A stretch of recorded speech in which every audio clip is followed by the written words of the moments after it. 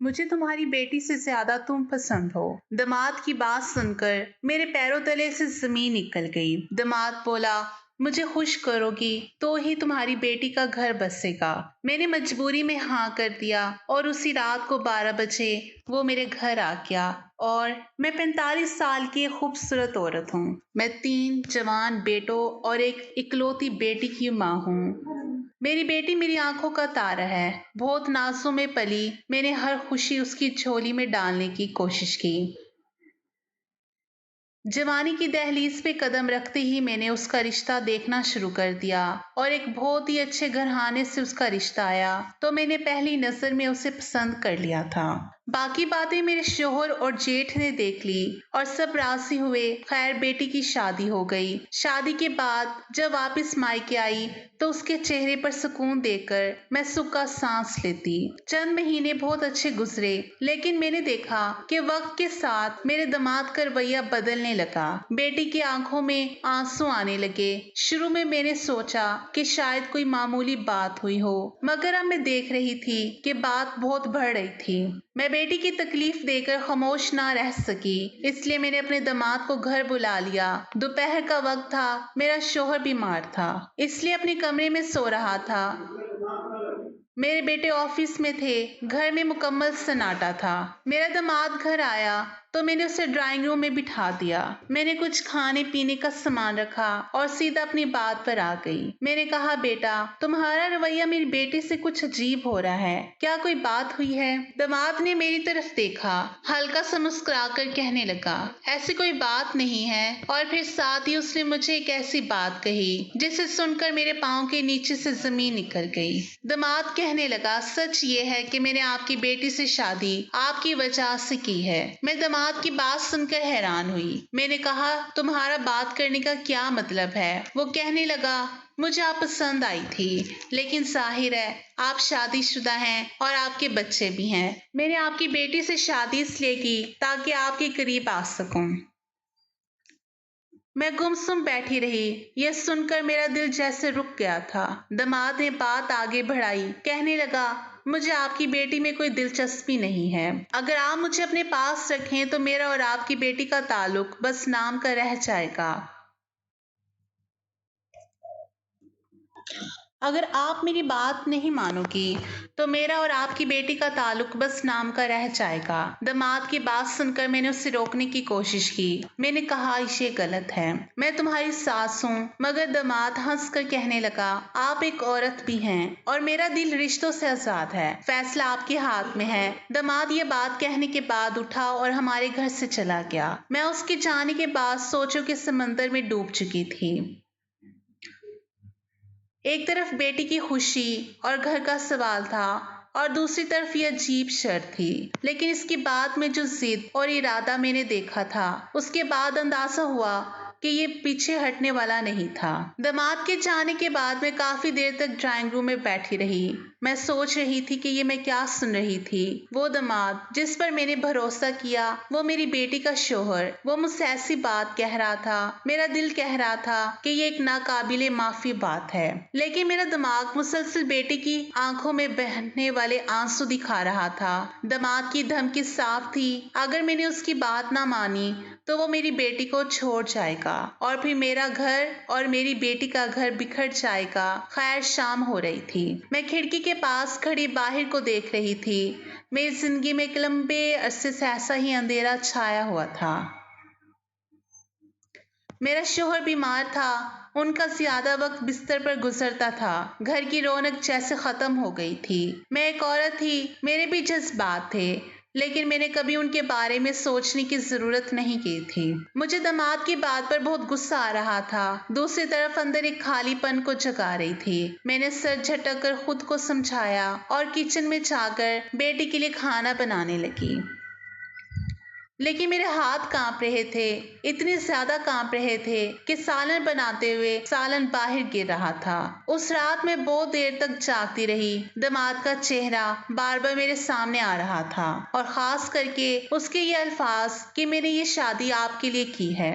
अगले 2 दिन मैंने इस मसले पर किसी से कोई बात ना की। ये ऐसी बात थी, अगर किसी ने सुन ली तो ना सिर्फ मेरा बल्कि बेटी का घर भी उजड़ सकता था। मैं जानती थी कि मुझे इस बात का फैसला अकेले करना था।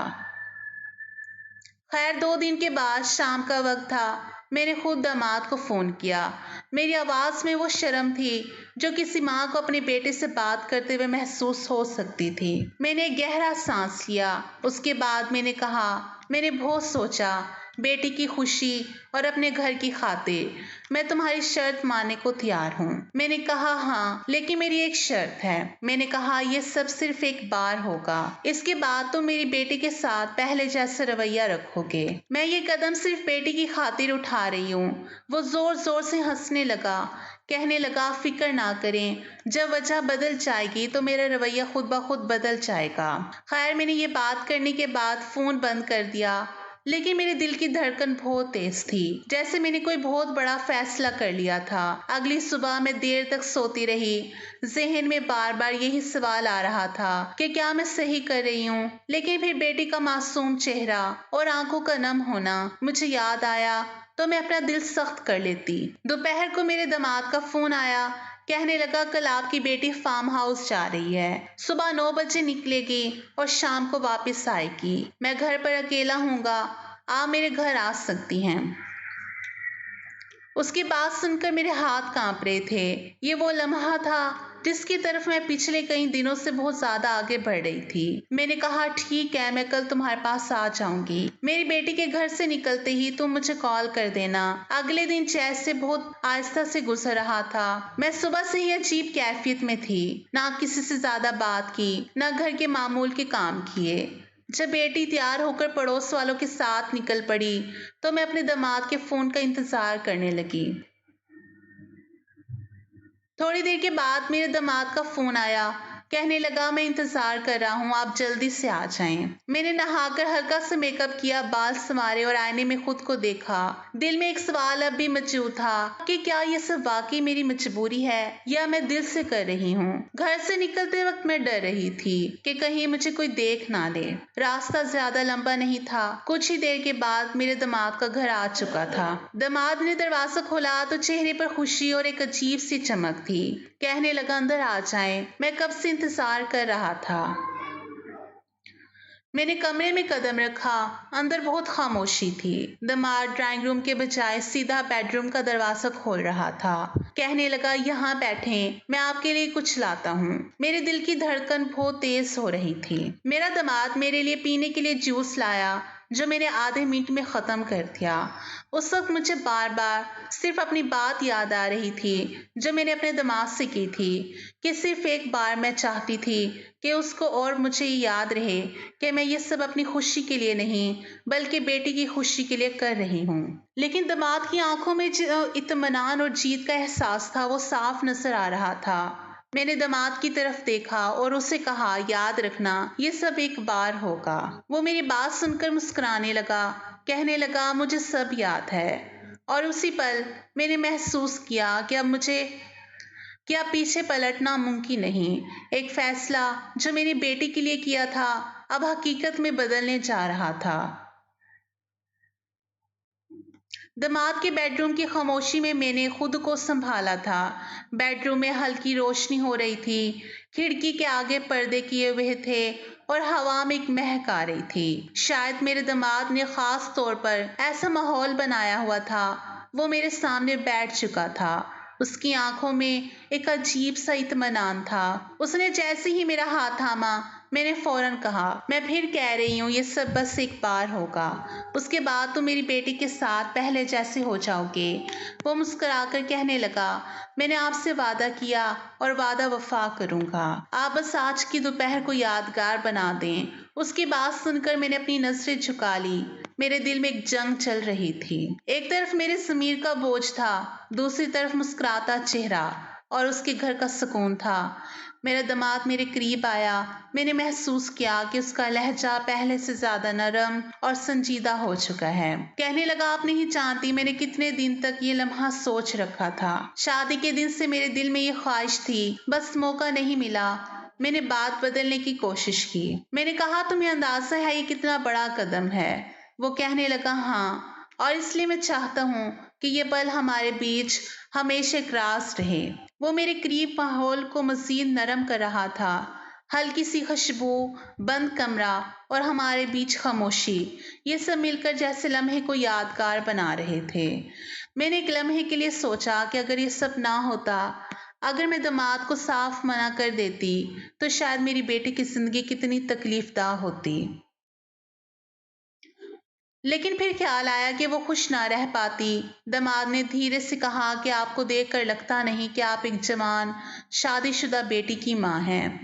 آپ اب بھی اتنی خوبصورت ہیں کہ کوئی بھی آپ کی طرف مائل ہو سکتا ہے۔ میں نے ہلکی سی مسکراہٹ دی، لیکن فوراً کہا کہ تم زیادہ باتیں نہ بناؤ، تمہیں بس اپنا وعدہ یاد رکھنا ہے۔ اس نے مسکرا کر کہا، مجھے اپنا وعدہ یاد ہے اور آج کا دن بھی یاد رہے گا۔ باتوں کے ساتھ وقت گزرتا گیا۔